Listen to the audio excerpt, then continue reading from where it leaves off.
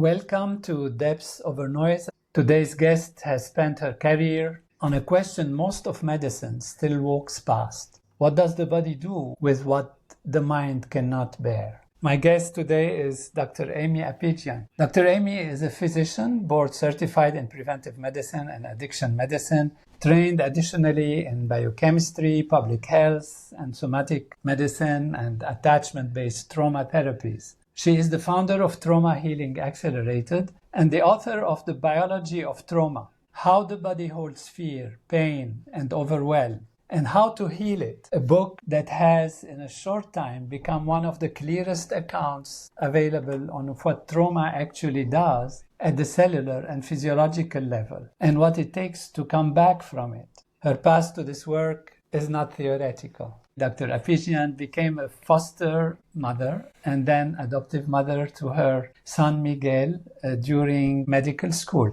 The trauma he carried and his slow journey towards safety challenged everything she had been taught about how human beings heal. Her own subsequent health collapse, lived from the patient side of the desk rather than the physician's, became the second teacher. What emerged is a framework, the biology of trauma framework, that integrates psychology, somatics, and biology in the specific sequence the body needs in order to release it, rather than re-encode. Dr. Aimie, welcome to Depths Over Noise. Well, thank you. It truly is an honor to be here.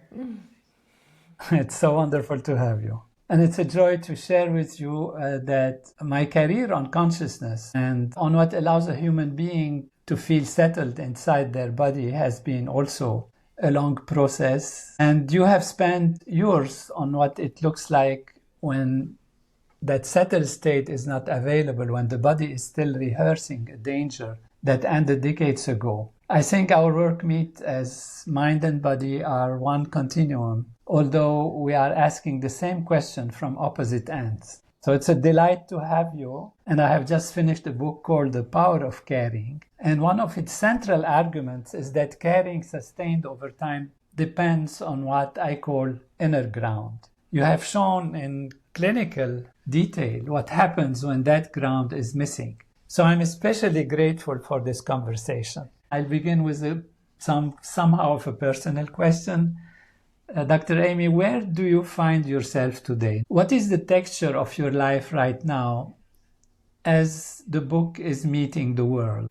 Wow, what a question. You know, what it has brought is such a deep sense of humility and purpose. And I have never experienced the mixture of those two at the same time to the same degree that I'm experiencing that now. As people around the world tell me how much the book is helping them understand themselves and their body, their reactions, it actually makes me more humble and more grateful for what I am able to do for people, knowing what I went through and how lost I felt. And when I found people who, when I read their works, they just shed light on my experience. And with that light gave me some hope.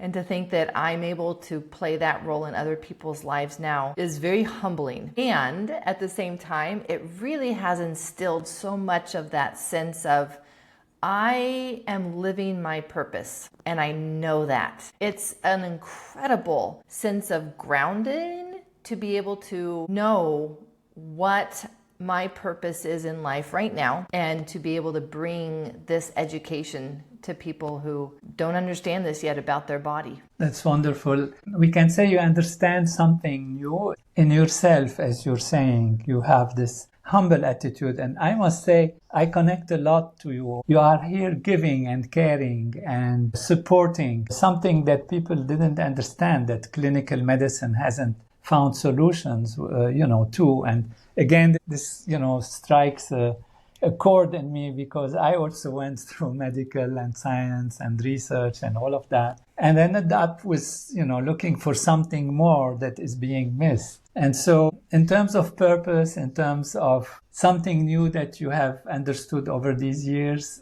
you've said something. Would you want to say more? Well, I guess for me, it brings up so much curiosity about your experience because I know how hard it is to come through something traumatic and then to find purpose, meaning, and joy. Those are the things that get blocked when we are holding past traumas, or when the body is holding that, when the mind is holding that. I lived in a situation where life seemed just heavenly in so many ways. And then before getting into medical school, civil war erupted. And it was terrible. I had with me the trust of life, that something better can happen. And I had something very powerful, which I call transcendental meditation. And it gave me that inner steadiness in spite of terrible situations in the emergency room, day after day, not sleeping, etc. And that I found was possible for me to sustain and maintain and continue through coming back to myself all the time. And I think in your book, you have very clearly, not just your book, your teaching, these two aspects of life, which is we get exposed to activity, sometimes you call it stress, but we have to recover. So for the listener who has not yet read the book, give us your shortest, honest definition of trauma. Absolutely. And knowing this really helped me in my process of working through the chronic illness that I had developed from stored trauma. And so my simple definition now is anything that exceeds our capacity to respond and feels like it could be a life threat. And so the idea is that we have two levels of danger, and our physiology changes based on the size of the perceived danger. If the perceived danger is one that I feel like I could overcome, well, then my physiology moves into overcoming that.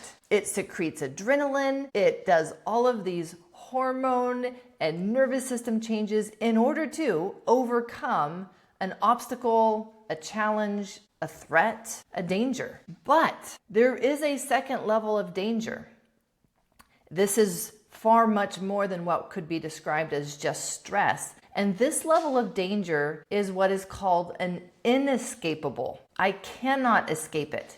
Inescapable life threat. Something is threatening my life and I can't do anything about it. If I can't do anything about it, then my physiology is going to shut down instead of upregulate. And by shutting down, I just mean that it dims the lights of our metabolism. It dims the lights of our breath, our energy. Because if I can't escape, the better survival strategy is for me to hibernate, is for me to have a lower temperature, to not be breathing as fast. Maybe I won't be seen, maybe I won't be heard, but also we are sensed by other life creatures by our warmth. And so that is why part of that response is a dimming down of our metabolism so that we're not as warm and we really are in this shutdown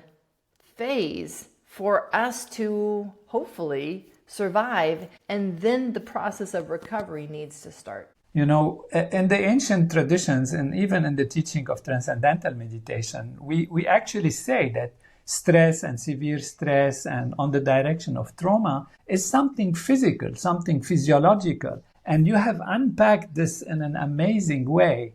So how is the interplay between your evaluation, your preparedness, and why some people can go through the similar situations but survive it and continue, but others, they kind of feel overwhelmed and pass this overwhelmed line into trauma? Yeah, you're really speaking to chapter 11 of my book, where I talk about the pre-existing state. Now, you and I learned this in medical school. We learned that someone who gets an infection, if they have diabetes, that infection could be life-threatening. In someone who doesn't have diabetes, it's just an infection and they just need antibiotics. And so the pre-existing state actually is more important than the event or the insult or the threat. It's the foundation by which it determines our reactions. And when we look at what is our pre-existing state, what is our pre-existing inner state? That is an interplay of our mind. It's an interplay of our unconscious mind, our conscious mind. It's all of that. It's also our biology. How resilient is my biology? Have I been eating good food? Have I been exercising? Am I in a healthy state? Because the more that my metabolism is healthy, the more that my mental resilience is healthy, the more that my immune system is robust, the more that my emotional health is also robust. We're even looking at insulin resistance and sugar levels. These are signals of either safety to the body and a source of resource, or they are a signal of danger to the body that says we do not have much capacity. And when we don't have much capacity, it's like we have a window of tolerance. In medicine, you and I call this homeostasis, but it's the same idea with trauma and stress then, is that as long as a stress is within that window of tolerance for me to be able to adapt to it, then we're just going to call it a stress. But if it feels like it's a bigger stress than what I have the capacity for, then that's going to tip me over into this other physiological response, which is to just get overwhelmed and to shut down as my survival strategy. I almost think of it like a soup. And when we go to make soup, what is the base that we've used? We're not just putting in one thing. It is a mixture of everything. It's a mixture of our genetics, a mixture of our epigenetics. It's a mixture of our birth. Were we born vaginally? Were we born by C-section? All of our life experiences, our attachment, our bonding, what was our family dynamics like growing up? All of that has its footprint in our physiology and in our mind, in our consciousness. And so that now becomes our pre-existing state and determines my current capacity, or at least my perceived current capacity. Amazing. You bring so many metaphors when you speak and in your book. And I find this fascinating. And, the bank, capacity bank, of course, if we have a lot of money in our bank, if some trauma happens or something happens, we have the ability to deal with it and it will be less impactful on us. And so prevention is very important. Prevention, preparation, not that things will happen or have to happen, but the more we are settled in ourselves, the more we are balanced within ourselves and therefore make right decisions, that builds up our capacity to face situations. And even big things can appear to be smaller in dimension because we are bigger in ourselves. But when one goes through that and experiences some kind of trauma, you insist on a particular sequence in healing, psychology, somatics, biology, in a special order. And that order matters because many trauma therapists do these different things, but sometimes you feel they're done in the wrong order. And you have written that this is part of why so many people get stuck. So can you please walk us through why the sequence matters so much and what it is in brief? Yes, this is so important because without the order, we can do a lot of things and work really hard and not see the change that we want. When the body and our physiology has gone into this place of overwhelm, it has completely lost its sense of safety. With that complete loss of safety, that then becomes the first step. Many people want to jump to processing, doing, and that's for later, but that's not the first step. Again, speaking of metaphors, I think of a turtle that has lost its sense of safety. Threat has been all around it, and so it's retreated into its shell. If it has retreated into its shell, the first step is not for it to walk away. Its feet are pulled up into the shell. The first step is making it safe for it to know that it can put its head out and bring its feet out. And then we can walk away. And so for many people, that's the step that they focus on, is feel your feelings. And I say, please don't.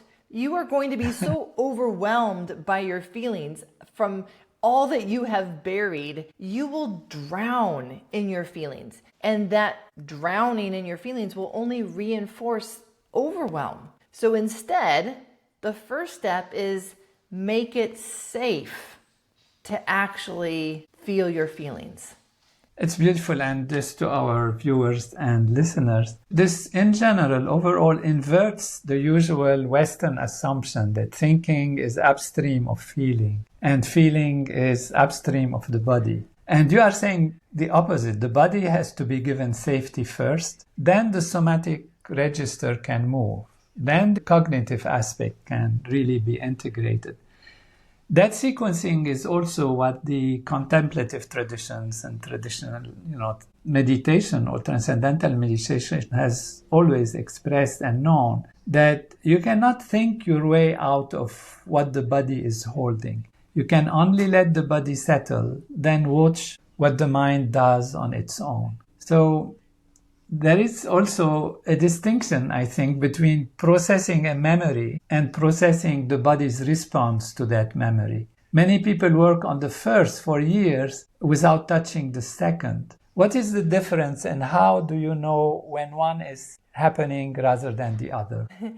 This is so easy to miss because we are trained to focus more on our thoughts than on our body's response. And I think of many patients who will come in and they will start to tell me all about their past and all about the trauma that they've experienced. And I am sitting there listening to this and I am feeling it in my body. My gut is in a knot, my heart is heavy, my chest is caving in. And so I'm noticing my body, and they don't seem to be noticing their body. They are entirely in the story. And what happens when we go into story is that our body follows us there, and our body re-experiences so much of those same emotions and sensations. This is a way in which we almost reinforce that story over and over again, etching it into neuroplasticity that this is what my life is and this is what my life will always be like, rather than being able to, and what I do now is I ask them to pause. I'm like, wow, can we just pause a moment? I want to share with you what my body is doing right now, listening to you. And I find that I model it for them. And by me describing my body's response to what they're saying, it allows me to then ask, what do you notice in your body right now as you talk about this? And it allows that transition from thoughts and story, and really stories of the past, to present moment in my body. And that's what we work with. We actually cannot heal the past because the past is already past. The only moment that we have is the present moment. And so noticing and working with the body's sensations in the present moment is how we heal and repair the memories from the past. It's amazing how much your discoveries as an individual from your own experiences reflect even many, many thousands of years of wisdom, but hidden in a certain way. People think that all meditation techniques are the same, but they are not. There are different techniques. Transcendental meditation actually allows the mind to settle down, guided by its own nature, to search for more happiness and for removing trauma and stress and getting over it. And one of the main instructions that we say is not to pay the attention to the meaning of thoughts, to the memories when you are in that state. And if some great upheaval comes in one's mind, we actually direct the person who learns to go to the body, because we say somewhere in the body there is something hurting. And that is the place where the tension is. Great values come from inner experience and authenticity, which you so beautifully demonstrate. And maybe it's not something you want to dwell on a lot, but your son, Miguel, is one of the original reasons for all of this. He challenged your medical training, your assumptions about healing, and even your spiritual beliefs. Without asking you to tell the story, I want to ask the question underneath it. What did he teach you that no textbook could? As I decided to become a foster parent, I so naively believed that I knew what hurting children needed. And I really had this concept of what they want is love and nurture and care. And with that, everything will be fine. I had also been taught this idea that time heals many wounds. And so time plus love and care and everything would be fine. And that was one of the first big aha moments for me, was that no, time does not heal anything by itself. Time only buries things. Time etches things further into our subconscious and our conscious, but time does not heal. And when love has been what has been scary, that's the last thing that you want. And with those two beliefs of mine kind of kicked aside, I was left with, well, then I don't know what to do.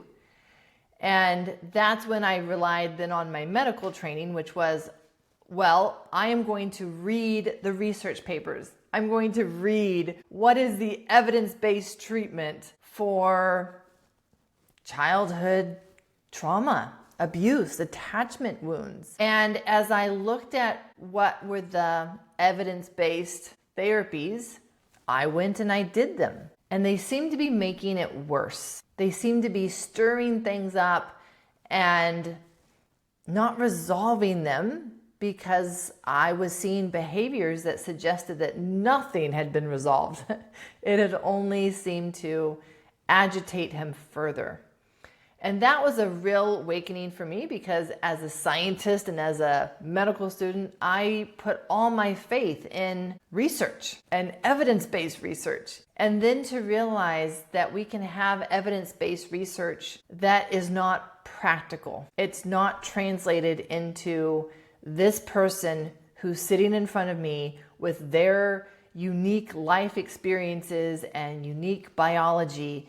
I have to actually get to know my patients. I have to actually come to know what is best for them. This needs to be precise. This needs to be personalized. And especially with Miguel, the lesson of it being paced. Even if it is a good thing, sometimes we can still do too much of a good thing. And even that is overwhelming, and we have a setback rather than moving forward in our healing. And you also lived a health collapse of your own. What changed for you when you sat on the patient's side of the desk? What an uncomfortable place to be.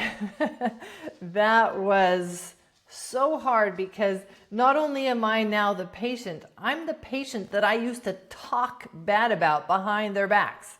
The patient who labs seem to be fine, and yet they're saying that they're not fine. And I'm saying it must be in your head. You must be dramatic. You must be this. And now I am that person.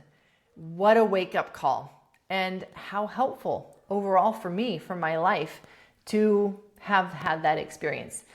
When I got sick, it brought in the element of my own biology is now keeping me stuck in my past trauma patterns. When I'm working with kids, that is not as much of a factor. They're younger. Their biology has not had the impact of years of stress and trauma like what we have once we are an adult. And that was the piece that I saw I needed to address if I were to build and rebuild my emotional health and my mental resilience. I didn't know how to do that as a doctor.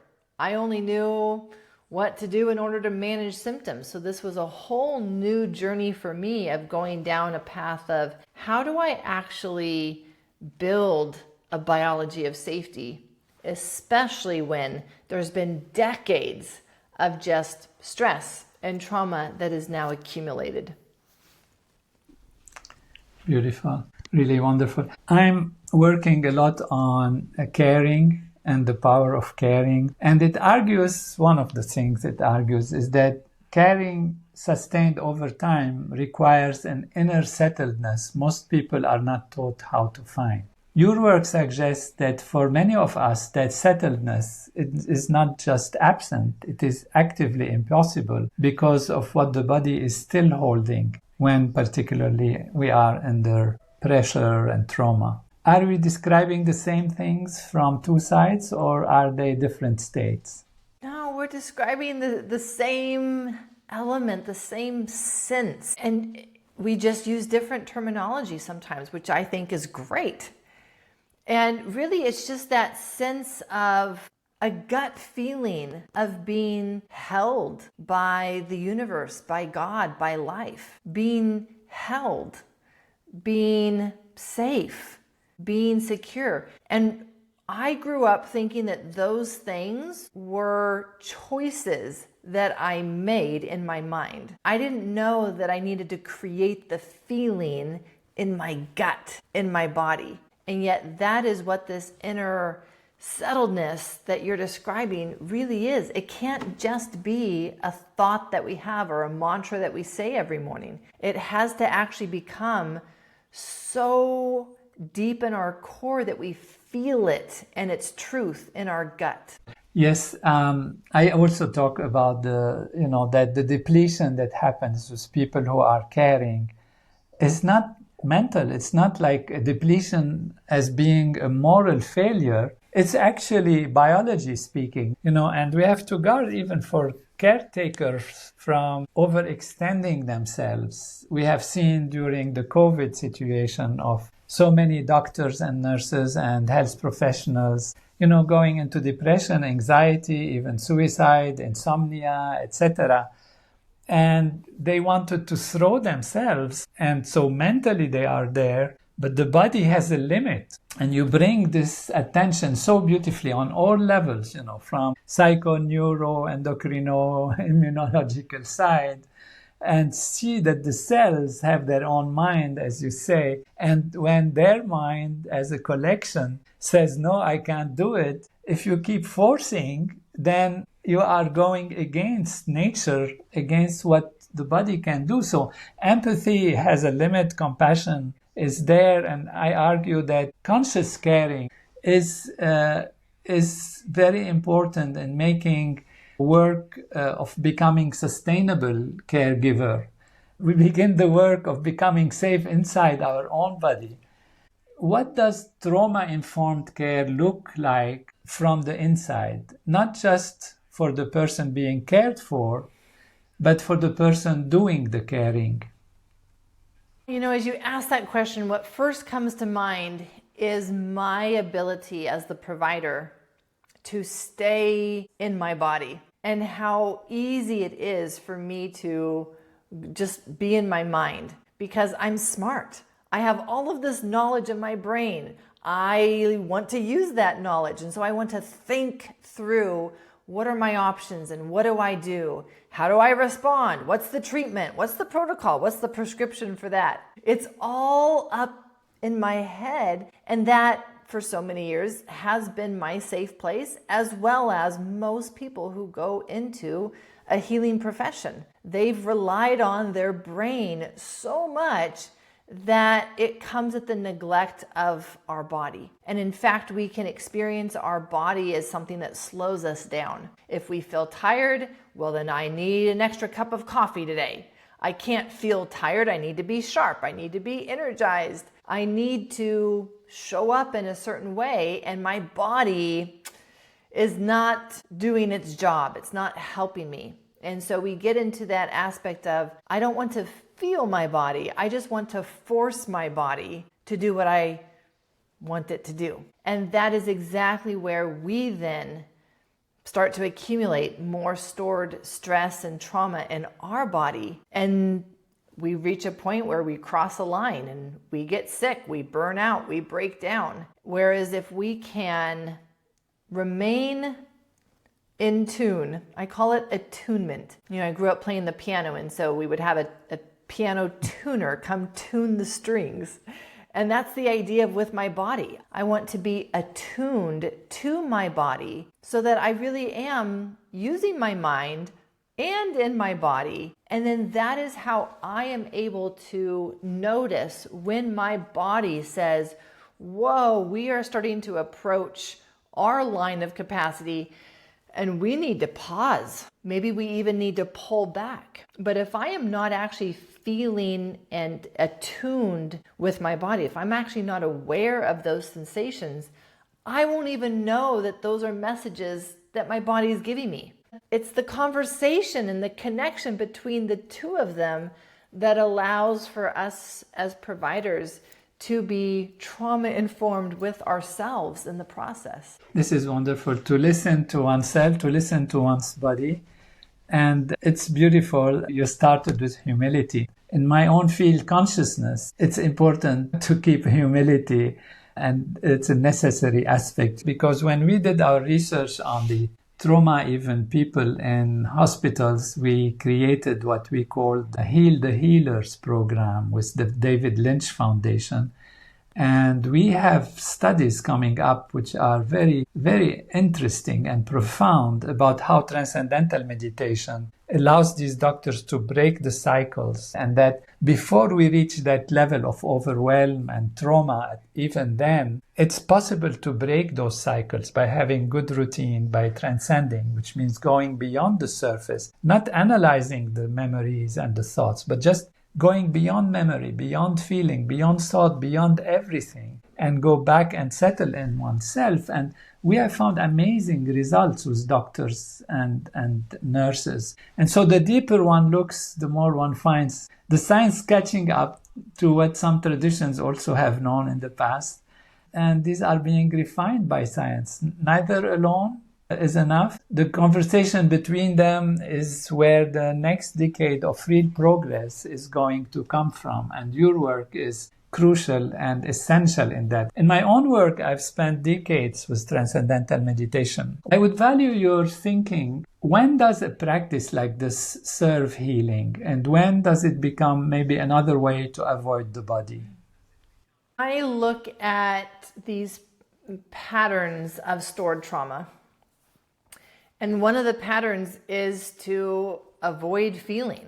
And so if there's anything that I am doing to avoid, numb, or distract, that is not going to be helpful. I don't call it bad. I just say not helpful for the person that I'm wanting to become.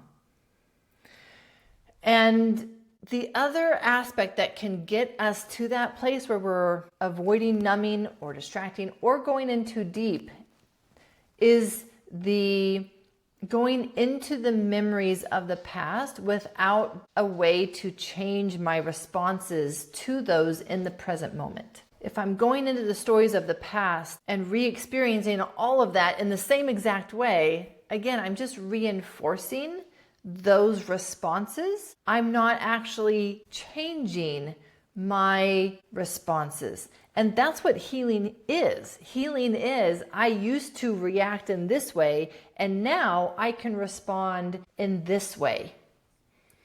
And so whatever modality, whatever form of meditation, whatever it is that we're using, that's what I would want people to ask themselves is this just reinforcing the old ways of being, the old stories, the old beliefs that I hold about myself, about others, about the world? Or is this helping me change and shift and create micro steps of change so that my nervous system can integrate those along the way and it not be asked to make a change that's night and day, that's black and white? Those are too big of changes for my nervous system to make. And so the idea, again, of pacing whatever it is that we're doing, pacing it so that it doesn't become so big and so intense that I find myself back avoiding, numbing, or distracting myself. Beautiful. It's really a nice description of, transcending. The term transcending means to go beyond. It's not to pay attention to the meaning of thoughts or the feeling. And this is where you want rest, but you don't want it to be on the basis of rumination or even open monitoring and all of that. That's also the depths over noise question that I ask every guest. If you could leave one sentence with the listener who has been carrying something in their body for far too long and does not know where to start, what would it be? What comes to mind is the idea of it is possible and you are worth it. It takes energy to heal. It has to be something you fight for at times. It's not easy, but for each person to know that they are worth the effort, worth the investment, and worth the fight for their life.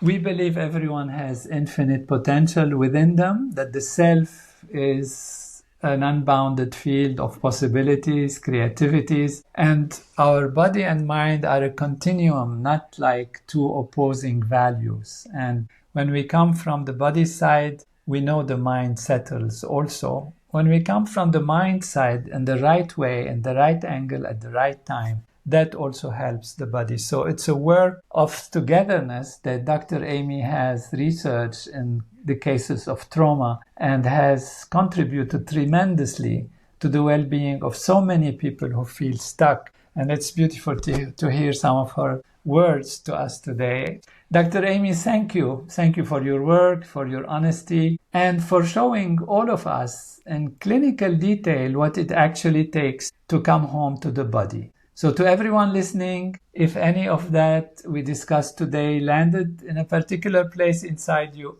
that is the body speaking. Trust it, find the right help, begin where you are. Until next time on Depths Over Noise. The conversation with Dr. Aimie Apigian was in many ways what is most needed to have with someone working at the clinical frontier of what the body does with what the mind cannot bear. Three things from her work land most deeply. The first is the precision of her definition of trauma. Trauma, she said, is anything that exceeds our capacity to respond and feels like a life threat. When the danger feels inescapable, the body shuts down, it dims the metabolism, it slows the press, the temperature drops, the lights go out, so the creature is not seen and not heard. That is trauma in the body. Not the event itself, but the physiological collapse when the system cannot escape. And what determines which response we have, she said, is not the size of the event, it is the pre-existing state, what she calls in chapter 11 of her book, the soup of our biology. The same event delivered to two different people can become a stress in one and a trauma in the other. Everything depends on the ground beneath them when it arrives. The second is her insistence on the sequence. Safety first, then somatic, and then cognitive. The first step when the body has gone into overwhelm and lost its sense of safety is to restore that sense of safety in the body before any feeling can be processed. This is exactly what transcendental meditation gives in an easy, natural, simple way. Transcend the storm, the memories, the fears, and anchor yourself in the inner stable source of pure being, pure consciousness. The third is what she has been humbled by herself twice in her own life. First with her son Miguel, whom she fostered and then adopted during medical school, believing naively, she said, that love and time would heal his early wounds. They did not. Time does not heal anything by itself, she told us.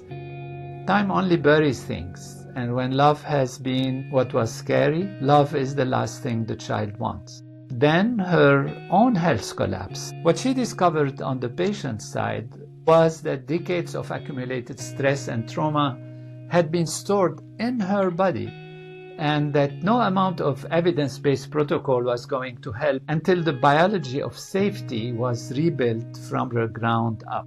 3 things then that I take from Dr. Aimie's conversation into my own work. First, her pre-existing state argument confirms what the Power of Caring book calls the inner ground.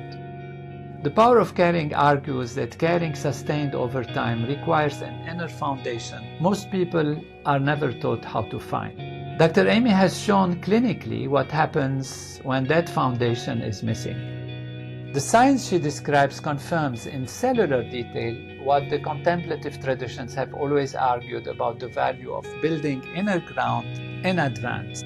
Second, the body first sequence is a quiet correction to the way modern culture talks about healing. The popular instruction is feel your feeling, think it through, process the memory.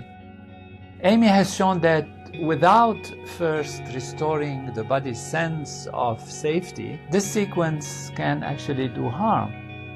Dr. Aimie has given us the modern clinical language for an ancient truth. And third, the test she offered for any practice, including meditation, is what I am doing reinforcing the old way of being, or is it helping me change and shift? Any practice, meditation, therapy, prayer, journaling, can become avoidance if we use it to bypass what the body is asking us to feel. The same is true of caring.